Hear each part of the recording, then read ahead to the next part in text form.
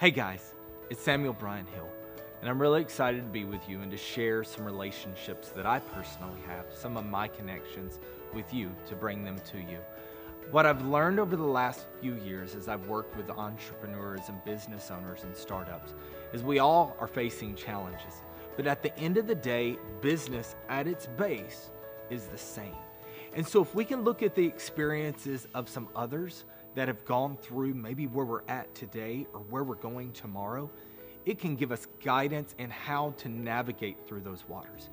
Our hope through this medium is that one will be able to inspire you, because we all need a little inspiration. But more importantly, that we'll be able to equip you with some of the answers to some of these tough questions. And from that, we'll be able to ignite you to go passionately after what God created you to do specifically. Once again, we hope you enjoy some of my friends and some of the connections I'll be able to share with you here. And we just like to say thanks and go after it. Well, Brent Swadley, we are so glad to have you with us today. Yeah. You guys have accomplished a lot. I mean, Swadley seems to be everywhere here in Oklahoma now. Tell us a little bit about that. Well, it wasn't easy. I mean, it started 19 years ago in March of this year, 2017. And we've been very blessed. It's pretty amazing because now you have 5 locations of Swadley's, right? One of the Jim's Chicken Restaurant, right? That's right. And then another one being built right now, right? Another Swadley's. It'll be built in Ardmore. We should be breaking ground here in 2 or 3 weeks. That is wonderful, man. Yeah. That's really exciting. Now, something that people may not be aware of is you guys are the largest caterers in the entire state. Yeah, we are. By far. Yeah, we are by far, and particularly when you say barbecue, of course, that is the all traditional American picnic and church gatherings and barbecue pastime. It's easy to sell barbecue. Right. And I had made my way, coincidentally, right here in Yukon, to the Walmart, the Supercenter Walmart, there on Garth Brooks and I-40. And I have no idea why I was there because I lived in Bethany. I had no reason to go that way, but God led me there. Amen. And I saw a church group selling for $4. You could get a hamburger, chips, and a generic Sam's Cola for $4. And people were lined up, and it was great. And I didn't have the $4 to try one, but I knew it would have been good.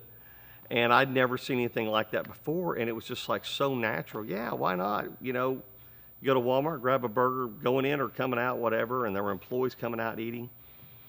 So I went in and asked the manager, who is this? How does this work? How can I get in on this? And he said, oh, this is a church. They're raising money for their youth group, for their missions. And they come, I think he said once a month or whatever. And I said, man, so you're telling me you only have this 1 weekend a month? He said, yeah.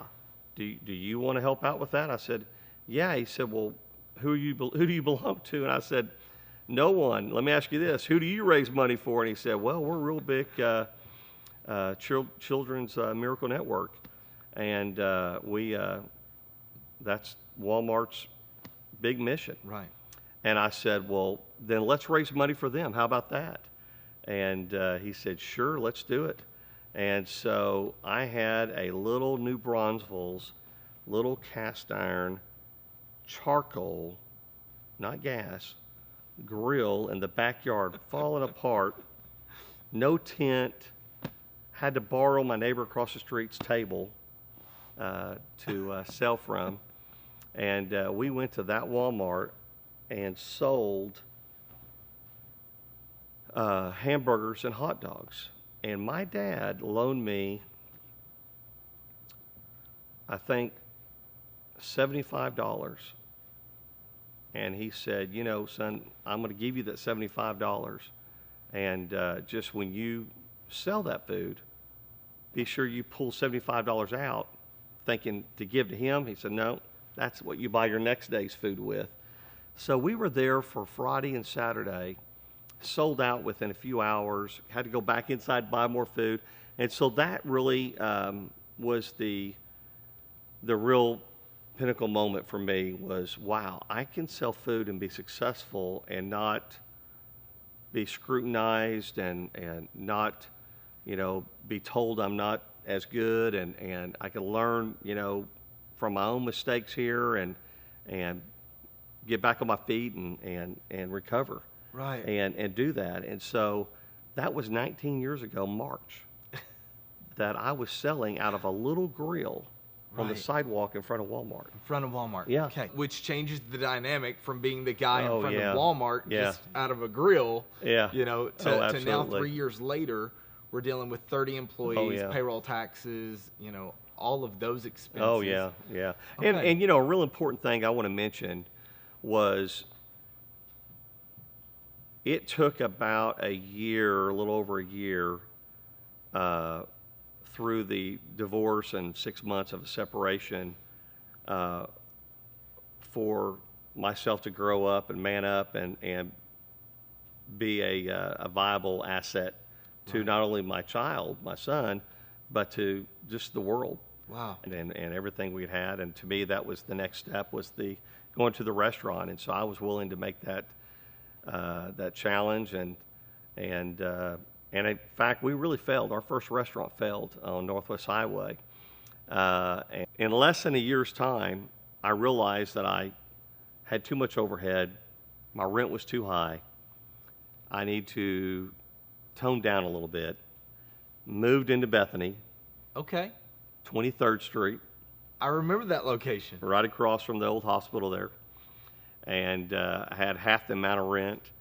And I was able to, had some huge catering accounts and stuff that were still helping me bridge a lot of gaps, and still doing football games, still, doing events and stuff all over, getting opportunities to do stuff. And, let me tell you what was a turning monumental moment in our company. We decided probably 10 years ago that we're going to be open, probably 12 years ago, we're going to be open 7 days a week. We're going to be open on Sundays. Right. God was telling me that this is not right. This is not right.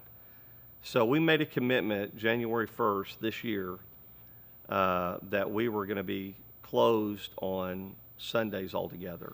Which, just to be clear, Sunday in the food service, I would assume, is one of your biggest days of the week. It was the busiest day of the week. So this is a huge, not just spiritual or personal, this is a huge financial decision. Oh yeah, it was massive. It was worth millions to our company. And Wow. The prior year, I said, we're closing at 3 o'clock. I was kind of halfway giving in. Right. The devil still had control of me. I'm going to change. There's nothing I've set in stone on that I'm not willing to compromise and evolve into. I'm going to change. And where we were 19 years ago, Right. not where we're at today. Right. Where I was 5 years ago. Right. Even some recipes, I've evolved. And that's important, that you also realize that there's better ways to do it. Someone's always, working out something new and better. That's good. Well, thank you so much. Thank you for the impact Swadley's is making. We're really excited to see where you guys are at in the next 5 years. Great. Thank you. All right, Thank you so much. Appreciate it. Hey guys, it's Brian. I'm here with Just a Thought. Today I'd like to share one from my book, Just a Thought, in chapter 22. One of the biggest issues I see with entrepreneurs is the ability to change. We hate change as people. We get stuck though. And the problem with that is if you're not changing, you're not growing. We see it in our kids. I mean, if our kid didn't keep getting taller and outgrowing the shoes every 3 months where you have to go and spend an extra $100, you just wouldn't know they're growing, right? But it's the same with our businesses. You have to learn to adapt to change, and it's important to adapt to the market also. But we see it in every part of our life. As you grow bigger, you have to adapt to that and put in boundaries and rules within that to make the growth work. So as you're looking at your company today, as you're looking at your personal life, as you're looking at everything that you do, ask the question, what is it that needs to change today? What is it that needs to change next week? And what is it that needs to change over the next 6 months? Because we have to take small steps. This is about navigating through life. So we have to take small steps to accomplish that. But if you'll start to look at those areas of change, I think you're going to find areas for growth. But hey, that's just a thought. Thanks for being with us.